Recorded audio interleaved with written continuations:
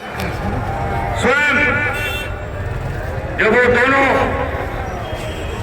जगह के शंकराचार्य थे, ज्योतिर्मठ और द्वारिका के, आपका जो मूल स्थान विद्या मठ काशी, वहां से हम लोग जुड़े हुए। और उस समय जब गंगा जी पे आंदोलन हुआ, गंगा जी की बातें आई, तो पूरे लोग समर्पित भाव से खड़े रहे। और जिस तरीके से आपके उस समय भी अत्याचार अन्याय किया गया, आप सब लोग जानते हैं कि पूरे काशी के लोग, पूरे प्रदेश और देश के लोग आपके साथ चट्टान की तरह मजबूती के साथ खड़े रहे हैं। और आज भी हम आपसे वादा करते हैं कि इस देश का एक एक सनातनी, एक एक हिंदू, एक एक हिंदुस्तान के लोग वो आपके साथ। और ये जो स्थिति परिस्थितियां ये समाज के अंदर बना रखी है, जो सनातन की सरकार बनती है, ये सबसे ज्यादा अगर सनातन का अहित किया तो ये सरकार योगी और इनकी मोदी की सरकार ने किया। काशी के दरबार में, बाबा विश्वनाथ के दरबार में सारे के सारे मंदिर तोड़े गए। हमारा जो यहाँ का महत्वपूर्ण सबसे स्थान बाबा के दरबार में, आपने उस दौरान ये सारी बातें उठाई और हम सब लोग वहां पर खड़े रहे। निश्चित तौर से जहां भी अत्याचार अन्याय हुआ, जहां सनातन के ऊपर बात उठी, वहां पर हमारे शंकराचार्य जी निश्चित तौर से खड़े रहे। और आज ये सनातन की सरकार बनने वाले जो कहती कि हम हैं, और ये झूठे फर्जी लोग, फ्रॉड लोग सत्ता में बने रहने के लिए आज इस गिरवा वस्त्र का भी अपमान कर रहे। आप देख सकते हैं इस तरीके से बनारस के अंदर मणिकर्णिका घाट को तोड़ा इन लोगों ने। माता अहिल्याबाई होलकर की मूर्तियां तोड़ी, महादेव की शिवलिंग को तोड़े। और जब बात उठी तो यहाँ का जो झूठा और बहुरूपिया मुख्यमंत्री है, वो बनारस में जाकर कहता है कि ये एआई जनरेटेड है, एआई के द्वारा जनरेट करके हम लोगों ने दिखा दिया। और ये पूरी तरीके से काशी का एक नागरिक जानता है, जो वीडियोज आए, फोटोज आए, वो सारे आए वहां के लोगों ने बनाए। अहिल्याबाई होलकर ट्रस्ट के लोगों ने ये चिट्ठी लिखकर, उनके परिवार के लोगों ने, ये चिट्ठी मेरे पास है, ये चिट्ठी ये उनके परिवार की चिट्ठी है, मैं देना चाहूंगा यशवंतराव होलकर जी की। उन्होंने ये चिट्ठी लिखकर, महाराज जी इसमें बकायदे सारी फोटो उनके द्वारा ये उनके परिवार के लोगों ने दिया।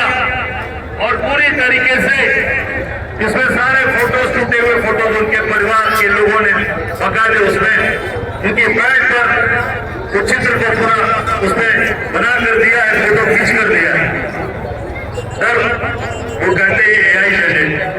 आप किस तरीके की भाषा बोलते हो, सारे लोग झूठ वहां बोल रहे हैं कि पूरे जो भारतीय जनता पार्टी के लोग, वहां के मंत्री सब झूठ बोल रहे हैं।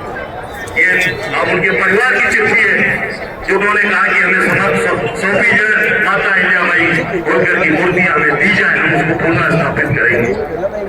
ये झूठ बोल रहे हैं, जिनके ऊपर मुकदमा करो, लिखो जोर मुकदमा। ये झूठे लोग केवल इसलिए कि कैसे हम सबसे बड़े रक्षक हैं, हम सबसे बड़े जो हम काम कर रहे हैं। अभी तो इन्होंने कफन पर टैक्स लगाया है। ये मणिकर्णिका घाट पर जब वहां पर जब वहां जलाया जाएगा, लाशें जलाई जाएंगी, उस पर भी टैक्स ये वसूलेंगे। आप देखते हैं ना, ये पूरी तरीके से लोग उसी का नतीजा आप देख सकते हैं कि जो हमारे सनातन की रक्षा करने का जिन्होंने जीवन में व्रत लिया, जो आज अपना घर परिवार सब कुछ छोड़कर आज सनातन की रक्षा करने के लिए जो निकले, आज हम सबका सौभाग्य है कि वो आज शंकराचार्य के रूप में यहाँ विराजमान। तो निश्चित तौर से हम सबका ये कर्तव्य बनता है कि हम आपकी सेवा करेंगे, उसके लिए हमें कुछ भी करना पड़ेगा, कोई भी कुर्बानी देनी पड़ेगी। हम पीछे न हटे हैं, न कभी हटेंगे। ये महाराज जी तो मैं समझता हूँ कि सब लोग ये जानते हैं कि पीछे हटने वाले लोग नहीं है। मेरे पांचों आपको जो आज इन सरकार ने ये स्नान करने से रोका, ये क्यों आपको नहीं रोका? ये सनातनियों को रोका, हिंदू देश के सनातनियों का अपमान।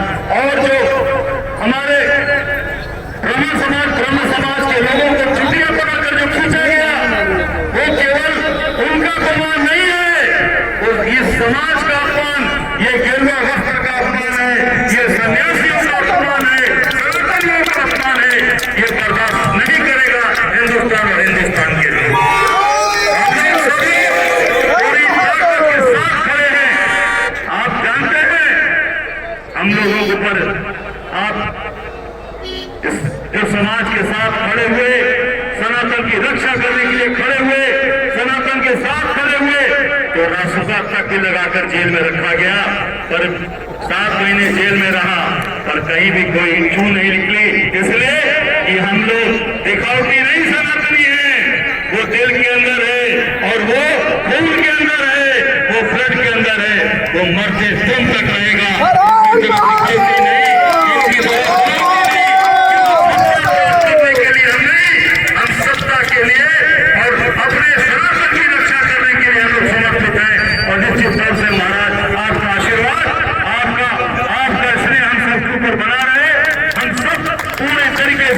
कांग्रेस का एक कार्यकर्ता, कांग्रेस का एक साथी, आप इस जहां अत्याचार अन्याय होगा वहां चट्टान की तरह खड़ा रहेगा। और आपकी सेवा करने के लिए हमारा सौभाग्य है कि हम आपकी सेवा करेंगे। आपके चरणों की धूल हम अपने माथे पर लगाकर हम अपने आप को सौभाग्यशाली समझेंगे। आपके चरणों में शीश नवाते हुए, दंडवत करते हुए अपनी बात को समाप्त करता हूँ।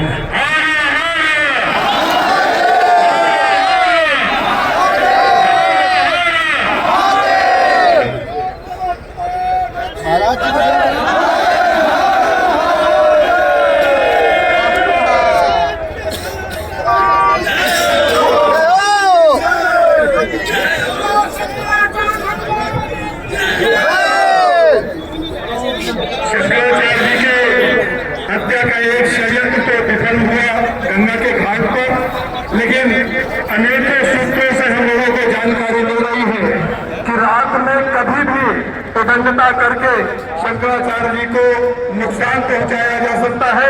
ऐसी जानकारी हमें अनेकों सूत्रों से मिल रही है। सभी सनातनियों से मैं स्पष्ट तौर पर कहता हूं कि अगर शंकराचार्य जी के शिविर में किसी भी तरीके की उदंडता होती है, जैसा कि पत्रकार वार्ता के समय में कई लोग आए जो गंगा टीका लगाए हुए थे, डाले हुए थे, उन लोगों ने पत्रकारों के साथ एक लंबी अभद्रता की, सड़क में उतरकर उन लोगों ने मारपीट किया। तो इस तरीके की घटना कभी भी घटित करवा सकते हैं। हमारे पंडाल में रहने वाला एक एक व्यक्ति ईमानदारी से सत्य के आधार पर है और ये किसी भी तरीके से दंगा करा के शंकराचार्य को बदनाम करना चाहते हैं, जिसका ये षड्यंत्र कर रहे हैं। हम लोगों को सतर्क रहने की आवश्यकता है, सचेत रहने की आवश्यकता है, क्योंकि षड्यंत्रकारी जो है उसका षड्यंत्र रुका नहीं है, षड्यंत्र निरंतर है कि शंकराचार्य किसी भी तरीके से प्रयाग की इस पावन धरा को छोड़कर चले जाए। शंकराचार्य जी ने तो पहले कह भी दिया था कि तापमान करके हम वहां नहीं रहेंगे, लेकिन ऐसा लगा कि ये सरकार चाहती है, यहाँ का प्रशासन चाहता है, तो अपनी परंपरा किसी भय से छोड़ दो, ये ठीक नहीं है। शंकराचार्य जी नित्य प्रतिदिन की भांति यही सड़क में ही रहेंगे, अपनी जो उनकी